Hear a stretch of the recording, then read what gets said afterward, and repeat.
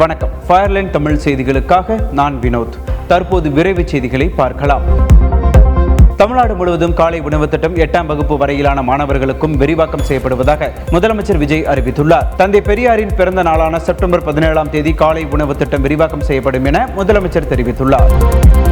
திருவள்ளூர் கும்மிடிப்பூண்டி அருகே பீகார் மாநிலத்தைச் சேர்ந்த 3 வயது குழந்தை பாலியல் வன்கொடுமைக்கு ஆளாக்கப்பட்டு கொலை செய்யப்பட்ட சம்பவம் தொடர்பாக அதே மாநிலத்தைச் சேர்ந்த பிபின் மஞ்சி என்ற இளைஞர் கைது செய்யப்பட்டு 15 நாட்கள் நீதிமன்ற காவலில் வைக்கப்பட்டுள்ளார். இந்த நிலையில் பாதிக்கப்பட்ட சிறுமியின் குடும்பத்தினருக்கு 8 லட்சம் ரூபாய் இழப்பீடு வழங்க திருவள்ளூர் போக்சோ சிறப்பு நீதிமன்றம் உத்தரவிட்டுள்ளது.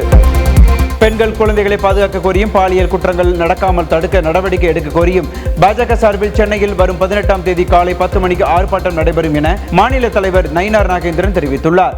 மேலும் இந்த ஆர்ப்பாட்டத்தில் கட்சி பாகுபாடின்றி மதம் பாகுபாடின்றி அனைவரும் கலந்து கொள்ள வேண்டும் என்று கேட்டுக்கொள்கிறேன் என்று அவர் கூறியுள்ளார். தாவேக அரசு இனியாவது வெற்று விளம்பர அரசியல் செய்வதை நிறுத்தி பெண்களையும் குழந்தைகளையும் பாதுகாக்க ஆக்கப்பூர்வமான நடவடிக்கைகளை எடுக்க வேண்டும் என நாம் தமிழர் கட்சியின் தலைமை ஒருங்கிணைப்பாளர் சீமான் தெரிவித்துள்ளார். அனைத்து சமூக குற்றங்களுக்கும் காரணமான போதைப் பொருளை ஒழிக்க எடுத்த நடவடிக்கைகள் என்ன? வாகனம் ஓட்டி ரீல்ஸ் வெளியிடுவதில் அதீத கவனம் செலுத்தும் தமிழ்நாடு முதல்வர் போதைப் பொருளை ஒழிப்பதில் அத்தகைய ஆர்வத்தையும் வேகத்தையும் காட்டுவதிலேயே ஏன் எனவும் சீமான் கேள்வி எழுப்பியுள்ளார். தமிழ்நாடு மின் வாரியத்தில் ஒப்பந்த அடிப்படையில் பணியாற்றும் கேங்மேன் பணியாளர்களை கள உதவியாளர்களாக நியமிக்க கோரி போராட்டம் மற்றும் தமிழகத்தில் அரங்கேறும் அறிவிக்கப்படாத மின்வெட்டுகளை தவிர்க்கவும் தடையற்ற மின்சாரம் வழங்கிடவும் கேங்மேன் பணியாளர்களின் கோரிக்கையை உடனடியாக நிறைவேற்ற அரசு முன்வர வேண்டும் என அம்மா மக்கள் முன்னேற்ற கழக பொதுச் செயலாளர் டிடிவி தினகரன் தனது எக்ஸ் தள பக்கத்தில் பதிவிட்டுள்ளார்.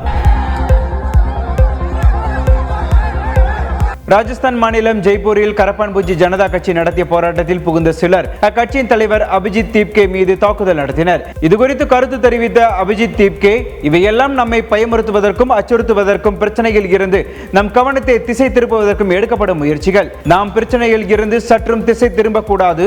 கல்வி அமைச்சர் தர்மேந்திர பிரதான் பதவி விலக வேண்டும் என்பதுதான் எங்களின் ஒரே கோரிக்கை என தெரிவித்துள்ளார்.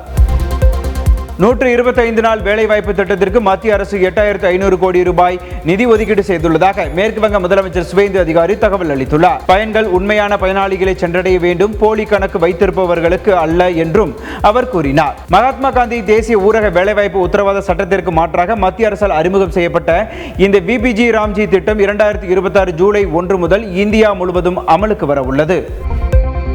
இந்தியா ஸ்லோவாக்கியா இடையே பாதுகாப்பு ஒத்துழைப்பு, கூட்டு தயாரிப்பு ஆகியவற்றில் ஒப்பந்தம் செய்யப்பட்டுள்ளன. இருதரப்பு உறவுகளை வலுப்படுத்தும் வகையில் இந்த ஒப்பந்தங்கள் மேற்கொள்ளப்பட்டுள்ளன. பிராட்டிஸ்லாவா அரசு மாளிகையில் ஸ்லோவாக்கியா பிரதமர் ராபர்ட் ஃபிகே உடன் பேச்சுவார்த்தை நடத்திய பிரதமர் மோடி அவருடன் இணைந்து கூட்டாக செய்தியாளர்களை சந்தித்தார். அப்போது பேசிய பிரதமர் மோடி, நமது பாதுகாப்புத்துறை சார்ந்த ஒத்துழைப்பு இருதரப்பு நம்பிக்கை மற்றும் மூலோபாய ஒருங்கிணைப்பை மேலும் வலுப்படுத்தும். இந்த முக்கியமான துறையில் நாம் ஒப்பந்தம் செய்திருப்பது மகிழ்ச்சி அளிக்கிறது என குறிப்பிட்டார். 3 ஆண்டுகளுக்கு முன்பு உருவாக்கப்பட்ட கேள்விப்படாத அங்கீகரிக்கப்படாத ஒரு அரசியல் கட்சியுடன் திரிணாமுல் காங்கிரஸ் அதிருப்தி எம்பிக்கள் இணைய முடிவு செய்துள்ளனர். இதற்கும் 20 திரிணாமுல் காங்கிரஸ் எம்பிக்களின் சட்டவிரோத பிரிவினைக்கும் மத்திய உள்துறை அமைச்சர் அமித்ஷா மூளையாக செயல்பட்டார் என்று காங்கிரஸ் தலைவர் ஜெயராம் ரமேஷ் தனது எக்ஸ் பக்கத்தில் பதிவிட்டுள்ளார்.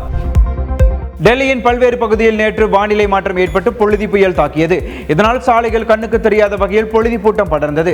டெல்லி மட்டுமின்றி ஹரியானா, ராஜஸ்தான், உத்தரப்பிரதேசத்தின் சில பகுதிகளிலும் புழுதி புயல் தாக்கியது. இமயமலை பகுதியை பாதித்து வரும் மேற்கு திசை இடையூறு எனப்படும் வானிலை மாற்றமே இதற்கு காரணம் என்று வானிலை நிபுணர்கள் தெரிவித்துள்ளனர். இந்த பாதிப்பானது இன்று முதல் படிப்படியாக குறைந்து வெப்பநிலை உயரக்கூடும் என கணிக்கப்பட்டுள்ளது. இலங்கையில் நடைபெற்ற இந்தியா இலங்கை ஏ அணிகளுக்கு இடையிலான முத்தரப்பு ஒருநாள் கிரிக்கெட் போட்டியில் முதலில் விளையாடிய இந்திய ஏ அணி 49.2 ஓவரில் 265 ரன்கள் எடுத்து ஆல் அவுட் ஆனது. பின்னர் களமிறங்கிய இலங்கை ஏ அணியும் 50 ஓவரில் 9 விக்கெட் இழப்பிற்கு 265 ரன்கள் எடுத்ததால் போட்டி டையில் முடிந்தது. இதனால் கடைபிடிக்கப்பட்ட சூப்பர் ஓவரில் முதலில் பேட்டிங் செய்த இலங்கை அணி 16 ரன்கள் எடுத்தது. பின்னர் களமிறங்கிய இந்திய அணி 9 ரன்கள் மட்டுமே எடுத்ததால் இலங்கை அணி வெற்றி பெற்றது. மகளிர் T20 உலகக்கோப்பை தொடரில் இந்தியா பாகிஸ்தான் அணிகளுக்கு இடையேயான போட்டியில் தனது சிறப்பான பந்து வீச்சு மூலம் 5 விக்கெட்டுகள் வீழ்த்திய தீப்தி சர்மா ஆட்டநாயகன் விருதை பெற்றார். இதையடுத்து போட்டிக்கு பின் செய்தியாளர்களை சந்தித்த தீப்தி சர்மா, இளைஞர்களுக்கு நான் சொல்லும் செய்தி என்னவென்றால், தங்களுக்கு பலனளித்து வரும் விஷயங்களையே தொடர்ந்து செய்யுங்கள், சூழ்நிலைகளை கவனியுங்கள், உங்கள் பலங்களை நம்புங்கள், உங்கள் திட்டங்களையும் நம்புங்கள், தன்னம்பிக்கையுடன் செயல்பட்டால் வெற்றி உங்களை தேடி வரும் என்று கூறினார். அமெரிக்காவின் ஆர்லிங்டனில் உள்ள டல்லாஸ் மைதானத்தில் உலகக்கோப்பை கால்பந்து குரூப் எஃப் பிரிவு ஆட்டத்தில் ஜப்பான் நெதர்லாந்து அணிகள் மோதின. பரபரப்பாக நடைபெற்ற ஆட்டம் யாருக்கும் சாதகம் இல்லாமல் 2-2 என்ற கோல் கணக்கில் டிராவில் முடிந்தது. ஆட்டம் முடிந்தவுடன் ஜப்பான் கால்பந்து ரசிகர்கள் மைதானத்தை விட்டு அப்படியே வெளியேறாமல் தாங்கள் அமர்ந்திருந்த பகுதியில் குப்பைகளை அள்ளி தூய்மைப்படுத்திய வீடியோ சமூக வலைதளங்களில் வைரலாகி வருகிறது. 23வது உலகக்கோப்பை கால்பந்து தொடரில் மெக்சிகோவின் மாண்டரே நகரில் நடைபெற்ற எஃப் பிரிவு லீக் ஆட்டத்தில் ஸ்வீடன் மற்றும் துனிசியா அணிகள் பல பரீட்சை நடத்தின. இதில் சிறப்பாக ஆடிய ஸ்வீடன் அணி இறுதியில் 5-1 என்ற கோல் கணக்கில் துனிசியாவை தும்சம் செய்து உலகக்கோப்பை தொடரில் வெற்றியுடன் தனது பயணத்தை தொடங்கியுள்ளது. நியூசிலாந்தின் ஆக்லாந்தில் நடைபெற்று வரும் FIH மகளிர் ஹாக்கி நேஷனல் கோப்பை 2025-26 தொடரின் குரூப் ஏ பிரிவு ஆட்டத்தில் இந்திய மகளிர் ஹாக்கி அணி அமெரிக்காவை 3-2 என்ற கோல் கணக்கில் வீழ்த்தி வெற்றியுடன் தனது பயணத்தை தொடங்கியுள்ளது. 2 கோல்களை அடித்து இந்திய அணியின் வெற்றியில் முக்கிய பங்காற்றிய தீபிகாவுக்கு ஆட்டநாயகி விருது வழங்கப்பட்டது. இந்த வெற்றியின் மூலம் இந்திய அணி 3 புள்ளிகளுடன் குரூப் ஏ பிரிவில் 2வது இடத்திற்கு முன்னேறியுள்ளது. நடிகர் தனுஷின் அக்கா மகன் பவிஷ் கதாநாயகனாக நடிக்கும் புதிய திரைப்படம் லவ் ஓ லவ். இப்படத்தில் பவிஷுடன் தெலுங்கு யூடியூப் பிரபலம் நாகதுர்கா கதாநாயகியாக அறிமுகமாகிறார். மேலும் இயக்குநர்கள் செல்வராகவன், KS ரவிக்குமார் மற்றும் வனிதா விஜயகுமார் ஆகியோர் முக்கிய வேடங்களில் நடிக்கின்றனர். இப்படம் அடுத்த மாதம் வெளியாகும் என அறிவிக்கப்பட்டுள்ள நிலையில் இதன் டீசர் வெளியாகி கவனம் ஈர்த்து வருகிறது. திரைத்துறையில் ஒருவருக்கொருவர் போட்டி போட்டுக் கொண்டு ஓடுவதற்கு எந்த பந்தயமும் இல்லை, அது வெறும் ஒரு மாயை மட்டுமே என்று முன்னணி நடிகை சமந்தா தெரிவித்துள்ளார். சமீபத்தில் நடைபெற்ற நேர்காணல் ஒன்றில் தனது திரையுலக அனுபவங்கள் மற்றும் தனிப்பட்ட வாழ்க்கையில் ஏற்பட்ட மாற்றங்கள் குறித்து அவர் இவ்வாறு பேசியுள்ளார்.